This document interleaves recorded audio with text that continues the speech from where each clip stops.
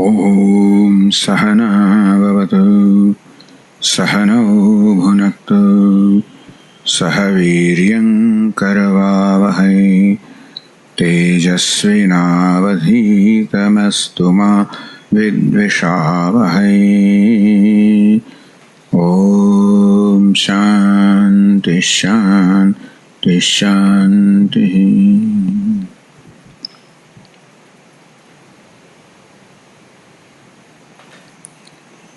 Chant verse 29. Nirashiryata chittatma Tyakta sarva parigraha Shariram kevalam karma Kurvannapnoti kilbisham.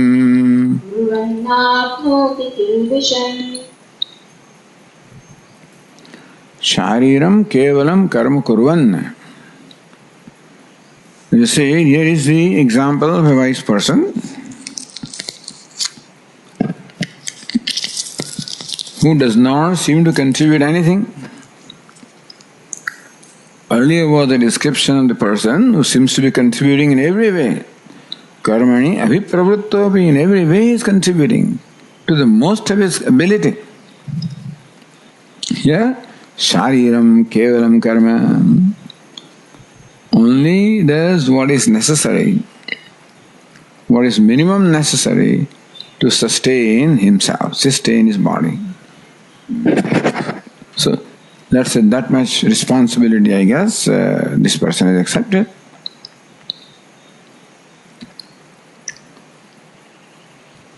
We were saying how not doing something, this person is practically not doing anything other than simply surviving and doing what is necessary to survive.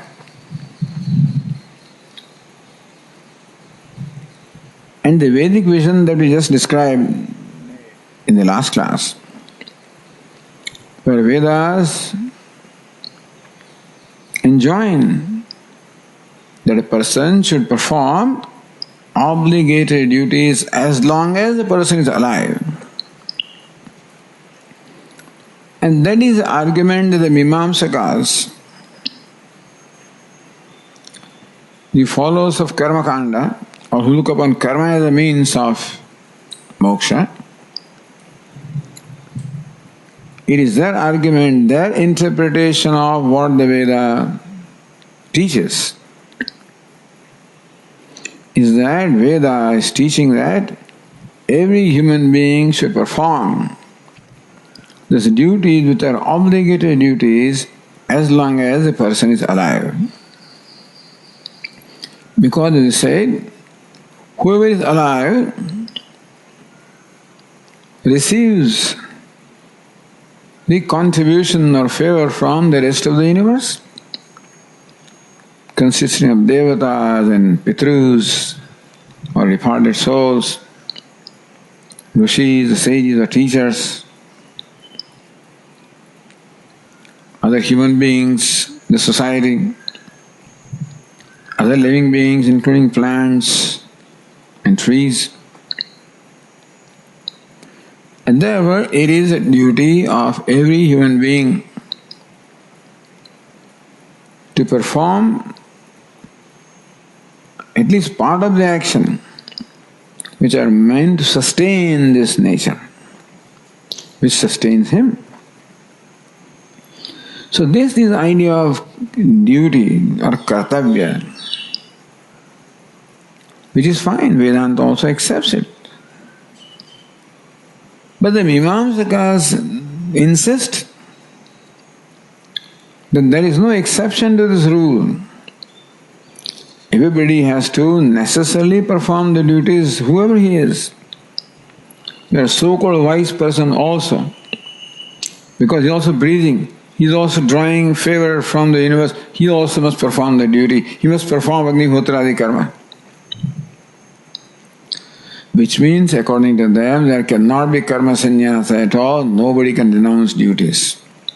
It is against the edict of Vedas. Those who are unfit to perform karma, they can take sannyasa, but no fit person can take. And here is a healthy person doing nothing. So this is where Vedanta says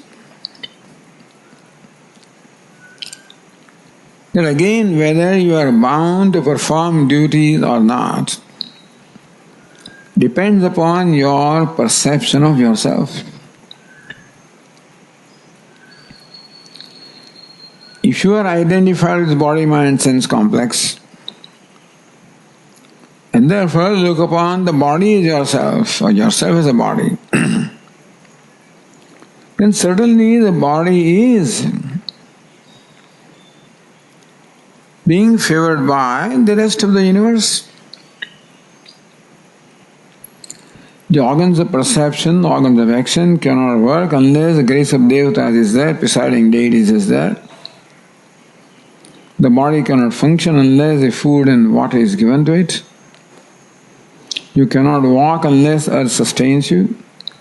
You cannot live unless the air sustains you, and so forth. So there certainly is this duty.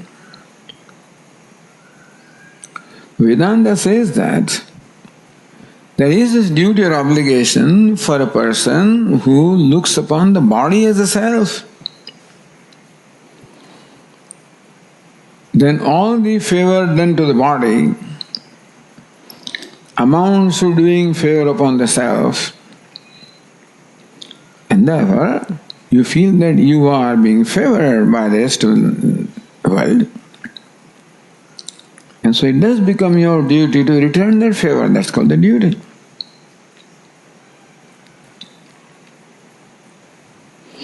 But what about a person who is not identified with the body?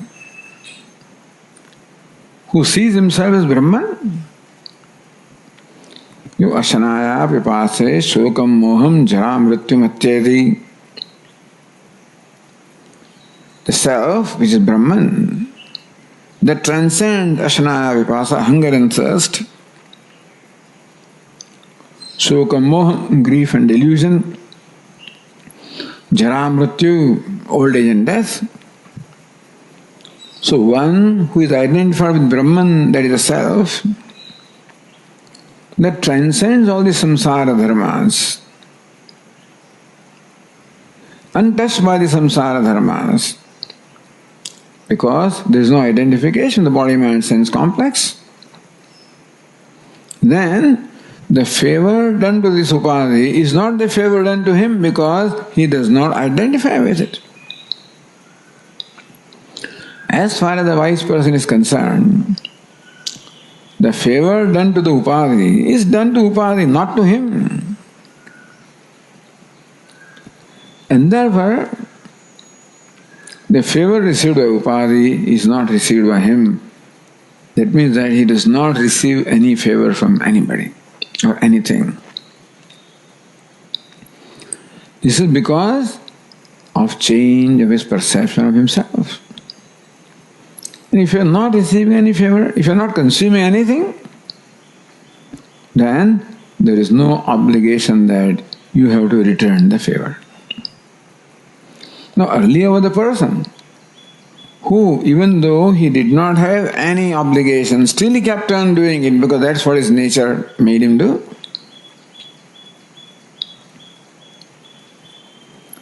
At the same time, this person's prarabdha doesn't have any kind of compulsion like that. And therefore, the favor done to the body, mind, sense complex is not done to me. So he does not consume anything. He does not draw anything from the universe.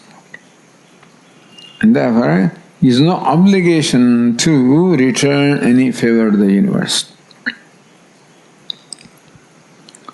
Shariram kevalam karma kurvan.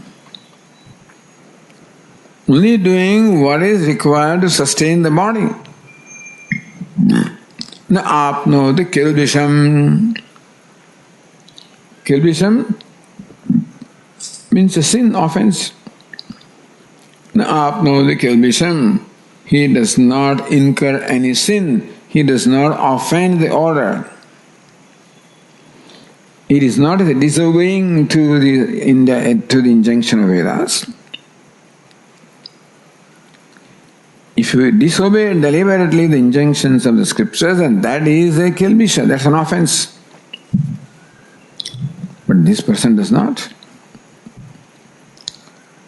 So this is an exception now. Vedanta then points out to the Mimamsakas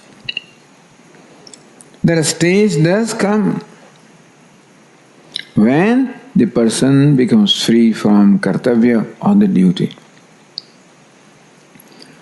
In fact, the sense of duty, kartavya, is something that has to be done. Then there is a compulsion within me that I have to do this. I am drawing this favor, this obligation, therefore I must return the obligation. That is what a person feels. And thus, as compelled by the sense of this duty, he does things. So there is a compulsion. Vedanta says that when our perception of ourselves changes, that I am actionless self. I am not a consumer at all. I am totally self-sufficient. Therefore, he does not feel any sense of obligation. There is no pressure from within this person to do something. Meaning that he is quite comfortable not doing anything.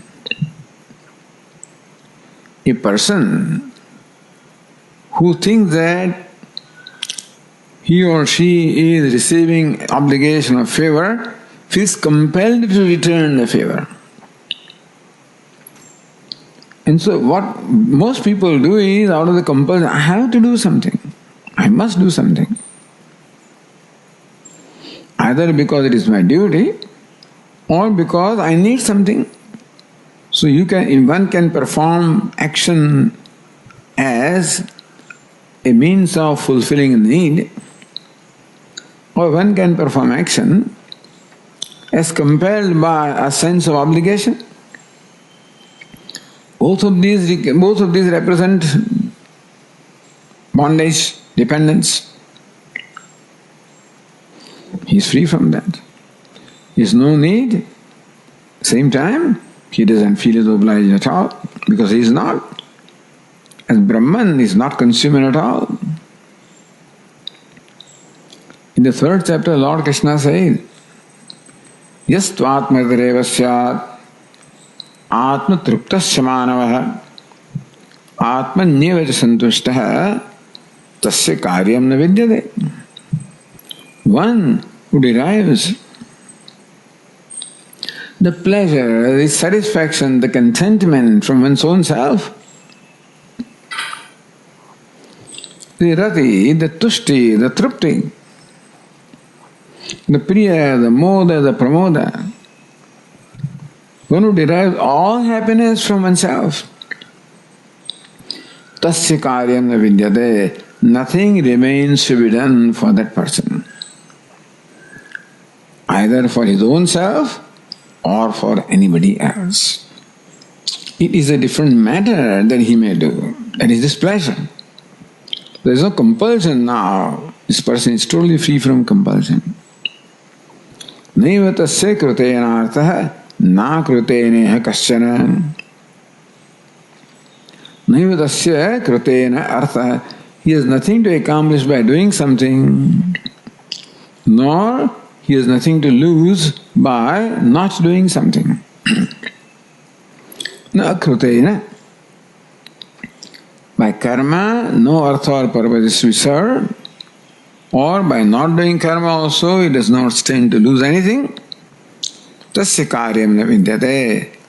There is nothing that he has to do. There is no compulsion to do something. So this is a way of describing freedom, and that's what is being said here. Shariram kevalam karma kurvan.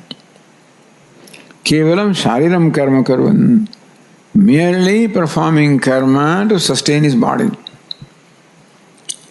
And the Tikakara explained, kevalam kurvan. Even while performing that kind of karma, or action of sustaining his body, which is to clean his body and provide food and water to the body, and maybe, a covering to the body.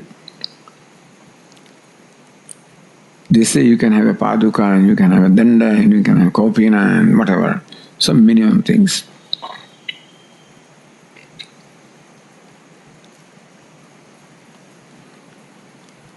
So even then also there is no compulsion at all. No, there's no sense of having to do something. He is not a burden to the world now. He doesn't make any demand. In case of Sthitaprajna, it was said, Prajahadi yada kaman sarvan parthamanogatan. One is free from all demands and expectations.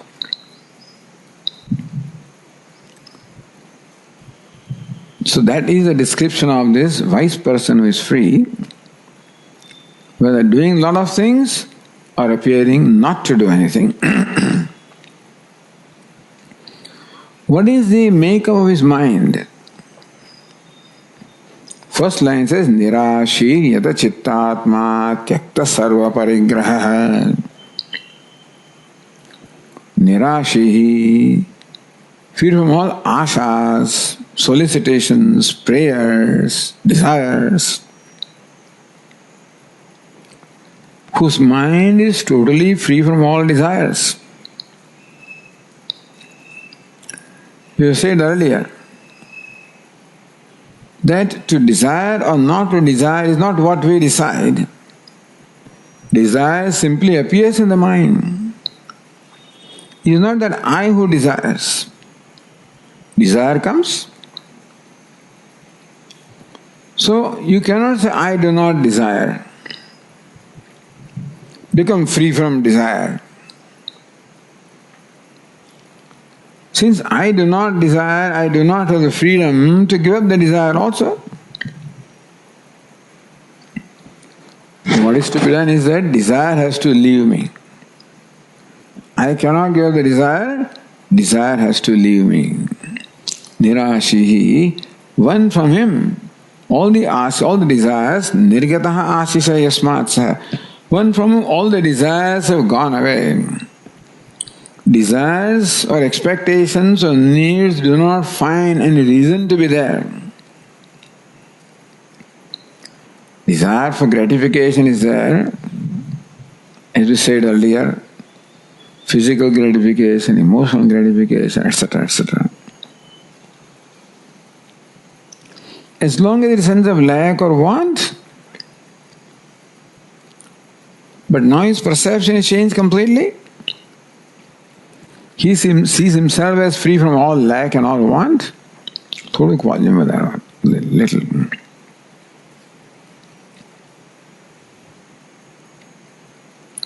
So desires have left him. Desires can only survive and prosper in an atmosphere of lack and want and incompleteness. So as long as we feel within ourselves a sense of lack, want, incompleteness, so long needs and desires will be there. And unfortunately, most people live a way of life by which those needs keep on growing. The sense of lack keeps on becoming more intense, and therefore desires keep on growing. That's a path to bondage. But by deliberately taking up the path of freedom, as we said earlier, by performing action not to fulfill my desire or my sense of gratitude, not giving reality to my needs or lack or want, trying to perceive myself as a self-sufficient person, that I have all the wealth in terms of the love and compassion and beauty and goodness, and that is real wealth, and I am complete, even though I may not see myself that way. And therefore I perform action to give out that. This is called faking till you make it. So now he has really discovered himself to be nothing but full love and compassion and fullness. In that kind of environment, there cannot exist a sense of lack or want. There cannot exist any need or desire. So nirashihi. This is the lakshana or characteristic of a wise person. Becomes free from all ashas, desires, expectations, demands. Nirashihi. Therefore, tyakta sarva parigraha. We can take second one also. Yata chittatma. Lord Krishna says this person is yata chittatma. Yata means near the controlled. Chitta means mind. And atma means body. The one for whom the body, mind, sense complex called the karya karana sanghata. Karya means gross body, karana means subtle body. So, yata chitta atma. Atma stands for gross body, chitta stands for subtle body. So one for whom the gross and subtle bodies, the body, mind, sense complex is yata, is controlled. Again, understand that we cannot control these things. This body, mind, sense complex is product of matter. It has its own agenda, I should say. We can control it, and we should. But ultimately, that control should be such that that control also should become spontaneous. Then only you have really controlled it. Which means that when the karya karana sanghata or the body mind sense complex becomes favorable to you, cooperates with you on its own, as long as it does not cooperate, you keep on controlling, which we should do as best as we can. But as the person grows, as becomes free from those inner needs, as the self-satisfaction starts manifesting, as inherent goodness and kindness and beauty become manifest as a result of living this life intelligently, the mind feels that. The mind, sense organs, body, all of these also feel that effect. In the 5th chapter, Lord Krishna will say, Yoga yukto vishuddhatma vijitatma jitendriya. Yoga yukto vishuddhatma. One who is centered or focused upon yoga, karma yoga, meaning performing karma with the attitude that we just described. Vishuddhatma is Atma, the mind starts becoming Vishuddha. The impurities of raga dvesha slowly start leaving his mind. Because now he has deliberately assumed an attitude of being a contributor. Raga dveshas, both of them only reveal a consumer. If you do not pay attention, the consumer, the raga dveshas will rule our mind. So we have to take the law in our hand, not allow the mind to do what it wants to do, and deliberately do things where raga dveshas do not have influence. And that's called being a contributor. Raga dveshas make me a consumer. Therefore, this deliberate attitude of being a giver, a contributor, offerer, a bhakta, a devotee, that very attitude neutralizes raga dveshas.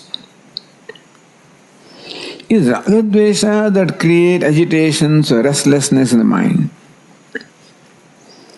The restlessness of the mind manifests as restlessness in the sense organs, of the eyes and ears and hands and legs, and the body. So that body is not in my control, sense organs are not in my control, mind is not in my control, because they are under the control of raga dveshas, therefore they are not in my control. By this process, as the raga dveshas impulses, you can say kama, krodha, lobha, these impulses cannot anymore assert themselves when I have deliberately adopted the attitude of being a contributor. These impulses cannot assert themselves. I assert the attitude of being a contributor, of being a giver. And that is how the force of these impulses slowly and slowly becomes less, becomes exhausted. And that is how our mind, Shuddhatma, Vishuddhatma, the Atma, the mind becomes Vishuddham, becomes pure, free from the impurity of raga dveshas.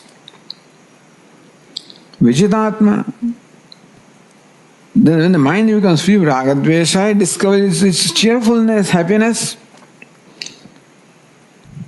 which was hijacked by the raga dveshas. When they then, as their control becomes slack, then that natural cheerfulness manifests. And so the sense organs, all of them become favorable. As the mind becomes free from raga dvesha, the personality becomes favorable. Vijitatma, that is how I gain mastery over my sense, body, mind, sense complex. Jitendriya, I become master of my indriyas, all my actions. So coming to this verse, nirashihi yeta chittatma. See how by deliberately adopting a perception of myself, which is in tune with the reality of myself, my conducting my life based on the perception that I am lacking or wanting being is contrary to the reality about myself. And therefore, the attitude arising from the fullness of myself. And thus I become more and more in harmony with myself. This personality of body, mind, sense complex also discovers the harmony. Cheerfulness become favorable to me. Yata chittatma, that's how this person becomes master of his body and the mind. Or kaya kana sanghata. Nirashiri yata chittatma Tyakta sarva parigraha. Parigraha can be simply translated as possession. Tyakta sarva parigraha. One by whom all parigrahas, all possessions are tyaktaha, they are all given up. One by whom all the possessions are given up. Again, as I said, giving up is not in our hand. Growing out is in our hand. Meaning that one who has become free from the need of having possessions. As a discipline, we can reduce our needs and we can give up possessions as a discipline, which is fine. But still, in the corner of my mind, there will be a pinch that I have given up something. I wish I had that thing, now I have to do without it. Which is already a discipline. Tyakta sarva all the parigrahas, all possessions, bhoga samagri, all the means of enjoyment or pleasure, let us say, all given up. He does not possess any bhoga samagri. does not possess anything which are meant for pleasure or gratification. Having discovered, this happens to us also. As we discover the satisfaction of ourselves, the need to have the means of gratification also goes down. Our life becomes simpler and simpler. Less and less possessions, less and less needs.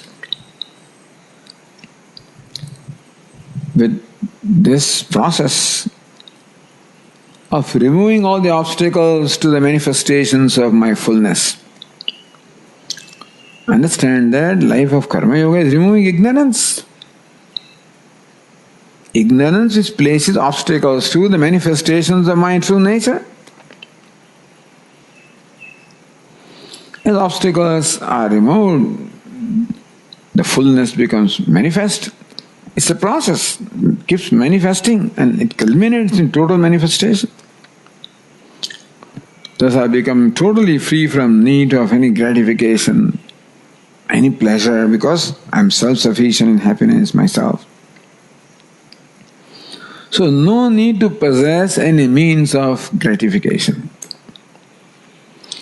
He may possess the means of sustaining the body. That is allowed.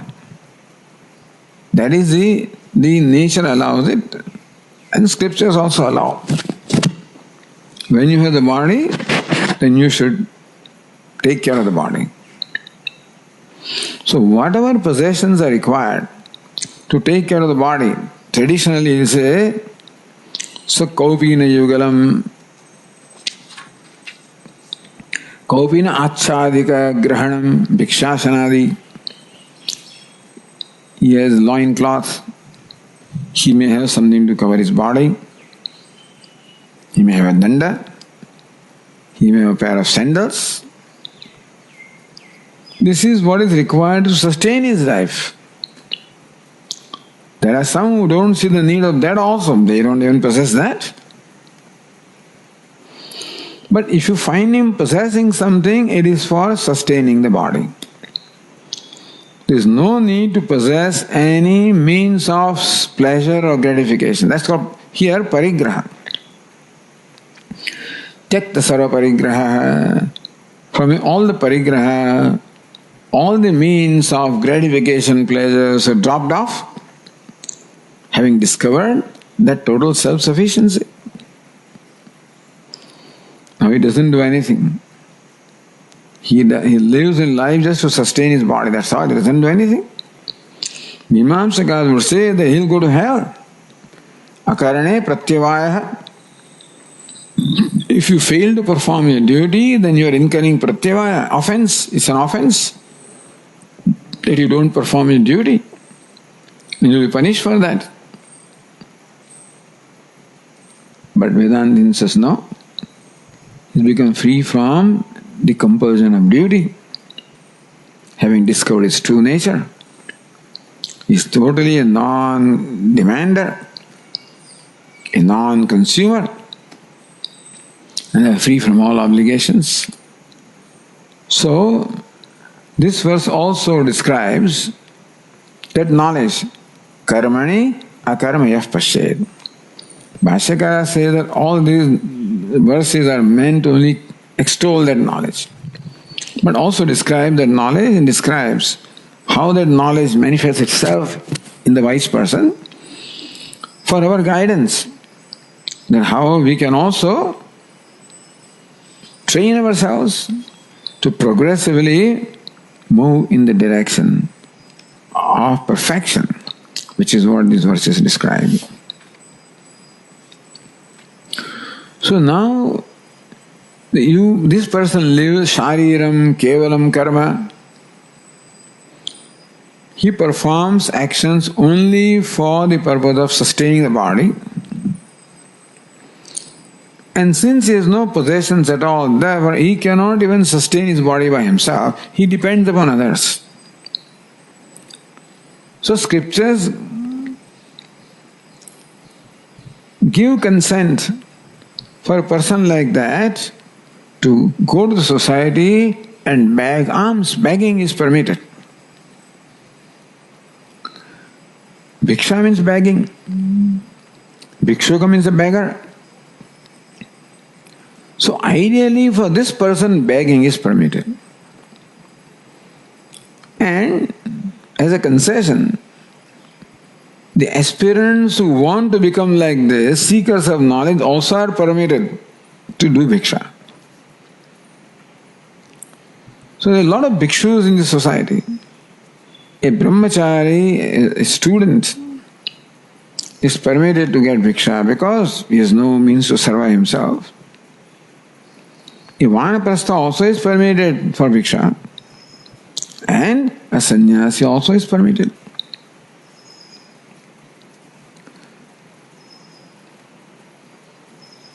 So now, again, same wise person is described. The traits that every verse describes are present in every wise person. But since outwardly different people look different, therefore,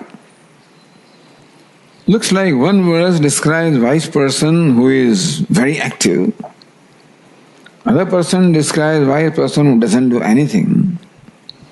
A third verse describes wise person who goes out for bhiksha. That other person may not even go for bhiksha. Here this one goes for bhiksha. And so what is his attitude again is being described in the verse number 22. Microphone nazik rakho.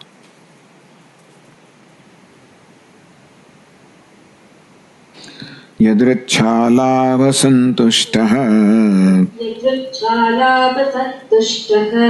Dvandvatito vimatsarah Samassiddhavasiddhau cha Kritvapi na nibadhyate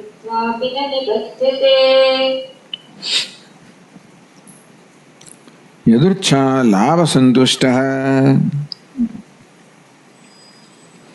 Now when you go for bhiksha, sometimes you get something, you may not get it also.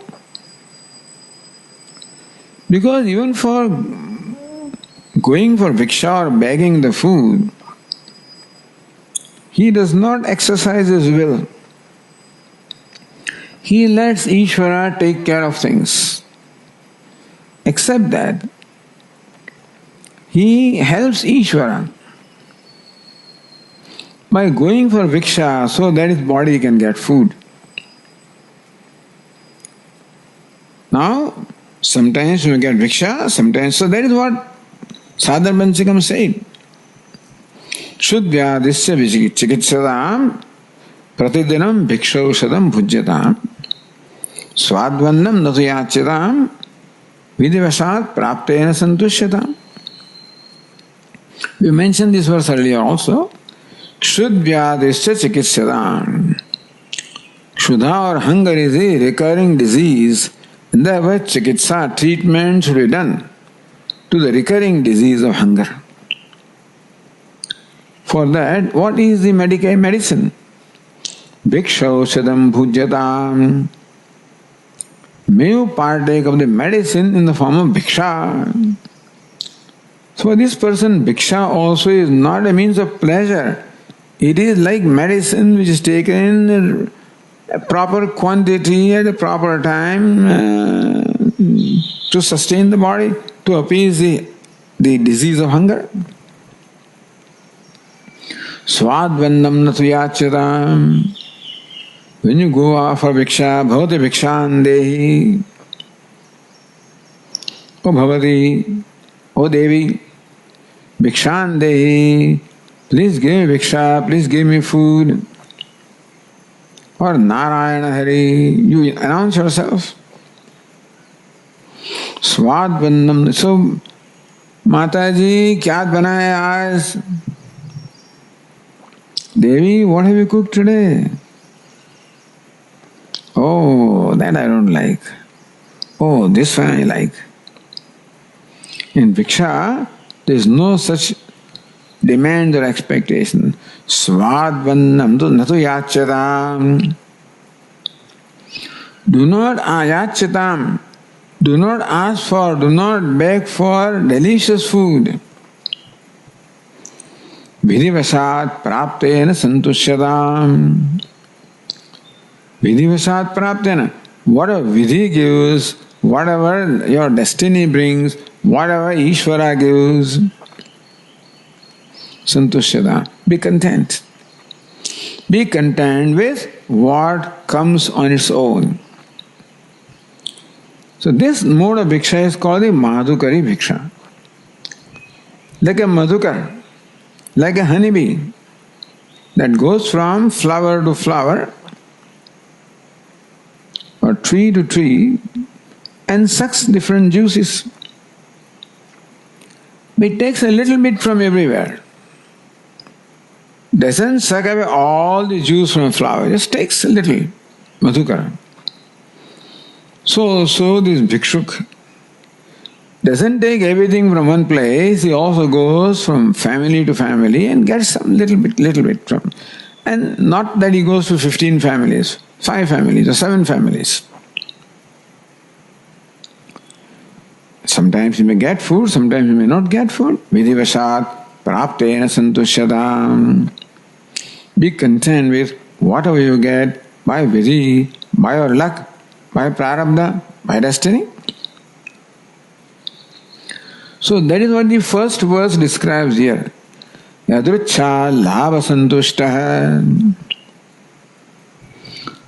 One who is santushtaha, content by labha, by whatever he gets or whatever comes. Yadrucha, by Ishvarecha. Because Ishvara in fact runs his life. Since he has offered himself at the feet of Ishvara or the feet of destiny, Yadrucha, whatever comes by destiny, whatever comes by Ishvarecha, Yadrucha labha, whatever labha comes by Yadrucha, destiny, Ishvarecha on its own, Santushtaha, he is satisfied, he is content. Now this is not for bhiksha for anything. Or as far as we are concerned, as far as this value is concerned, an attitude of contentment with what comes on its own, or an attitude of contentment with what comes as a result of our honest effort. All right? He doesn't make any effort, this person. If something doesn't come, it doesn't matter to him. And therefore he can afford to totally deliver himself at the feet of destiny. We cannot do that. So we make an effort to acquire some desirable things, let us say, or things. But santushtaha. It is in our hand to make an effort. It is the hands of destiny or the Lord to give the outcome of the effort. Yadrucha labha santushta, santushta, content with labha, whatever he gains as a result of yadrucha, ishvarecha, prasada buddhi in totality. For us, prasada buddhi is a value. For this wise person, it becomes nature. Yadrucha labha santushta, contented with whatever comes on its own. So second line says, samasiddha vasiddhaucha. Samaha, even-minded, siddhau asiddhaucha. Siddhau, success, asiddhau, failure. In this case, siddhau, we succeed in gaining the bhiksha, the food. Good. Asiddhau, it is possible that sometimes he may not get any food in the bhiksha also. Possible. Then also, samaha, even-minded. Even-minded in siddhi and asiddhi. Siddhi can be success or failure. For this person, success or failure of getting bhiksha or sustaining his body. There also, in case he doesn't get, there also is Ishvarecha. We would have tension now. What will happen? Shall I get food or not? Let me go to this place, that place, and I'm sure I will get food from there. And there's some agenda is there in what we do. In case we do not get what we expected, then we get upset also. Or what have you cooked today? What is it? We may not say that, but suddenly our mind complains. Samasiddha siddha. The complaint does not arise from the mind. Complaint arises because of the inner insufficiency. This person is totally sufficient, therefore no complaints arise.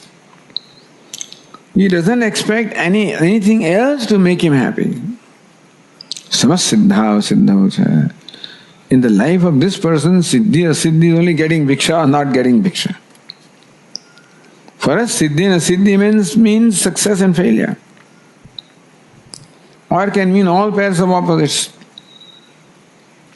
As Lord Krishna says in the 3rd chapter, Siddha siddhyo samo bhutva samatvam yoga uchyate. Being even-minded, sameness of the mind in siddhi and asiddhi, success and failure, we stand for all pairs of opposites. Samatvam yoga uchyate. So samatvam becomes a value. And then samatvam culminates as spontaneity. So karma yogi is deliberately even-minded. The wise person becomes even-minded spontaneously.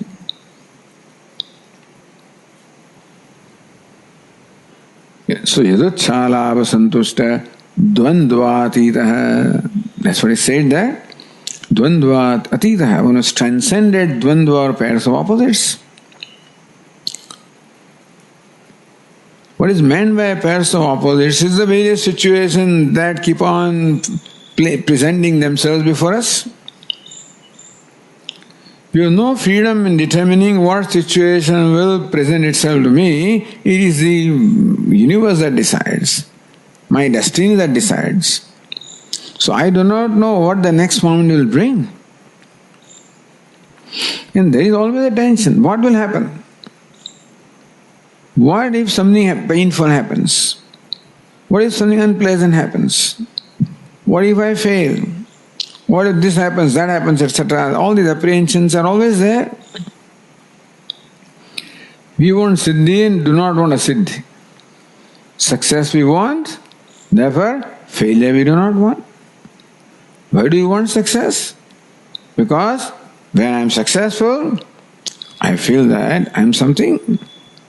There is a sort of a self-respect, a sense of self-worthiness. Success makes me feel self-worthy, self-respected. So I need success. Because I need to be approved by others, by the world, and therefore success means when the world has approved me. When the world declares me worthy, that's called success.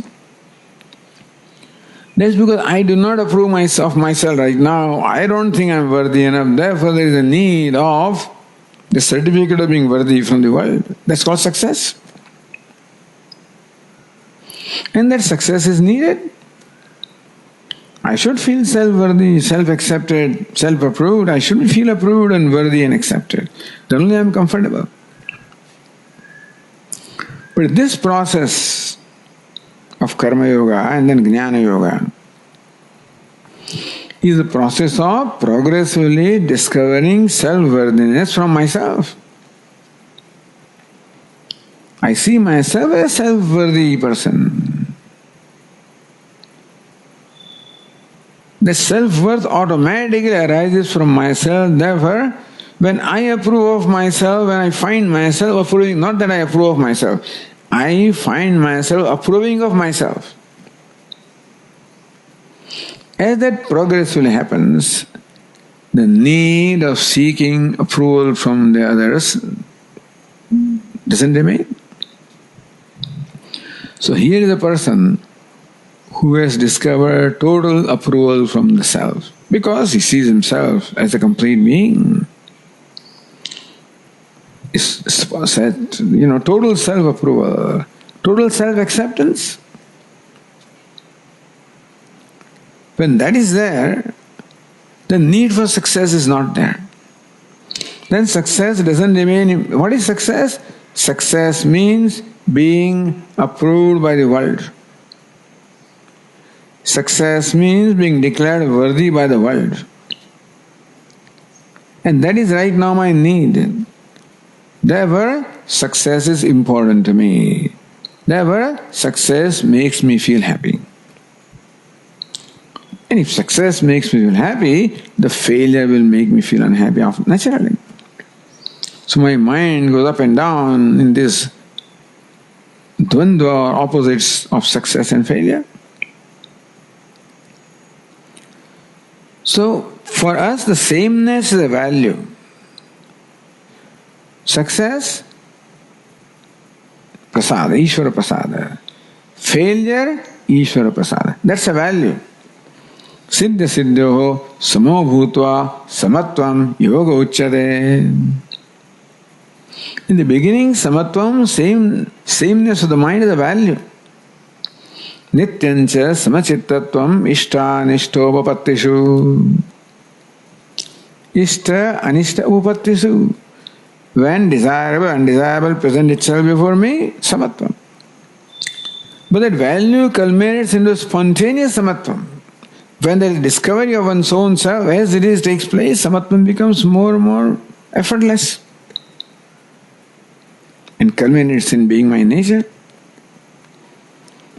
Atmaniva atmana tushta, totally satisfied with himself by himself. Meaning totally approving of himself by himself. And there is no need for being approved by others. And there was no need for success, becoming free from success. When success is not a need, then failure also is not a problem at all. If success is important to me for my happiness, then failure will certainly create unhappiness. But I'm happy regardless of success or failure, then there's no question. Deva dvandva atitaha. Because Atma is dvandva atitaha. We just said, yo ashanaya vipase, shokam moham, jara mrityam atyeti. The self that transcends shoka moha, ashanaya pipasa, the hunger and thirst at the level of body, prana. Shokam moham, the grief and delusion at the level of mind.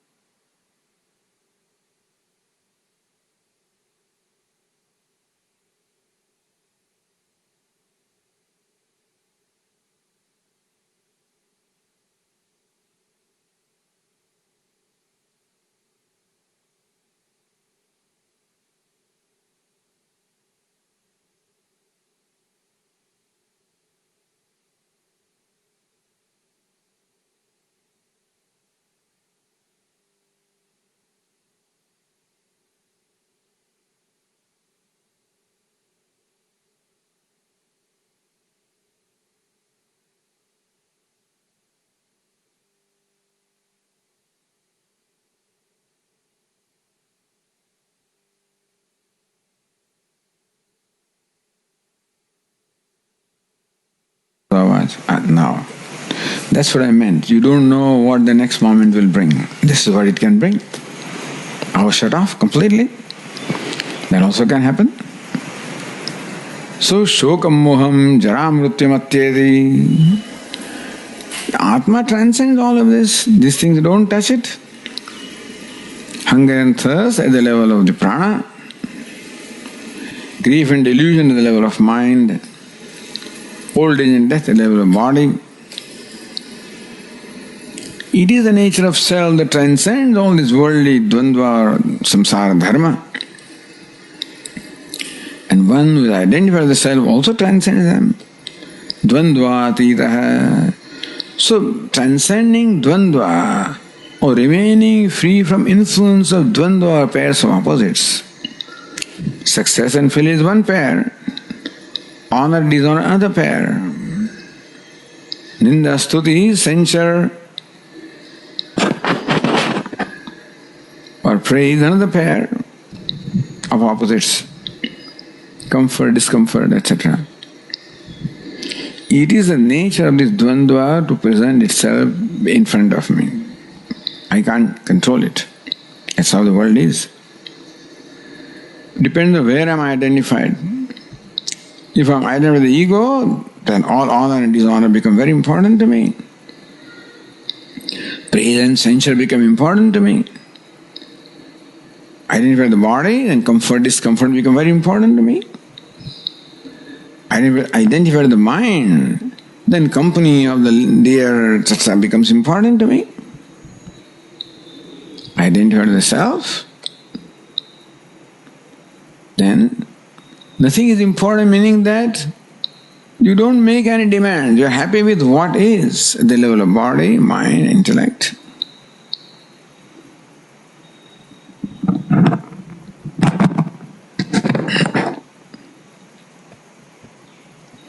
Dvandvatitaha vimatsaraha. Free from matsarya. Vigataha matsara. Again, one from matsara has gone away. Matsarya can be called jealousy, spite, even enmity. One way of describing matsarya is the burning that happens in my mind when I see somebody benefiting, rising, progressing. That's jealousy. All of these also can culminate into spite and enmity. So matsarya. Kama, krodha, lobha, moha, mada, matsarya.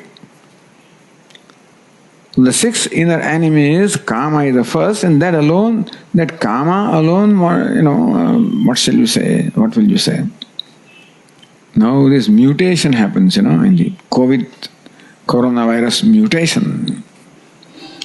And therefore in different places the death rate is different, this rate is different. Swami, there's a different mutation, there's a different virus. Ahmedabad apparently has a very aggressive virus, so death rate may be more, and Mumbai may have less, and whatever it is. But so this kama mutates, becomes krodha, mutates lobha, moha, mada, matsarya. All manifestations of kama. Matsarya at the end. Jealousy, spite, enmity. So when Swamiji said jealousy, why does a person feel jealous? Somebody got a job, so why should he feel bad? Somebody got a son, what's the problem that you have? Somebody became prosperous, what's your problem? When somebody becomes my problem, somebody becomes prosperous. And particularly this jealousy is towards people who are close to me. Or people rather who are of my class. Anyway, here we are not going to give a lecture on this jealousy. But yes, vimatsara, free from jealousy. Jealousy comes from comparison. It is our nature to compare ourselves with others. Why is it so? Because I want to feel that I am all right. If by comparing myself with others, I feel that I am better than the other person, I feel good, and I want to feel good. Since I do not feel good as I am, I do not approve of myself as I am seeking approval in the distorted manner that okay, his line is short, my line is longer than somebody else's line, so that's a satisfaction. My line also may be short, but at least I'm longer than him. So this is how, this kind of satisfaction that I feel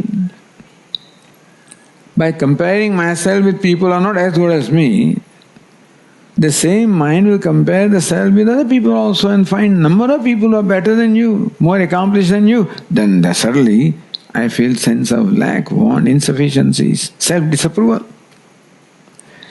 It is disapproval of myself that results in jealousy for someone else. It's interesting. Jealousy is not the pain because of someone else. But comparing myself with someone else creates in me this sense that I am no good. Therefore, I disapprove of myself. I reject myself, and that's what causes pain. We call it jealousy, but the pain comes only from self-disapproval, self-dissatisfaction, self-rejection. But here is the person who has discovered total approval from himself. Even if he compares himself, it's all the same, because everybody is a self only. He knows himself as Sarvatma, Sarvbhutatma, Bhutatma, 5th chapter will tell us. He knows himself as the self of all. So where is comparison? In sameness there is no comparison. Sayaschayam Purushe Yascha Savaditye Sa Ekaha. Taittiriya Upanishad says, the self that is here in this individual, the self that is in Aditya, in the total, is one. So at the level of Atma, there is one. At the level of Upadi, of course, there are all the comparisons and differences. So stronger my identification, my Upadi or a body, mind, sense complex, stronger the sense of ego, stronger the sense of jealousy. And as that identification slowly and slowly wanes away, ego also becomes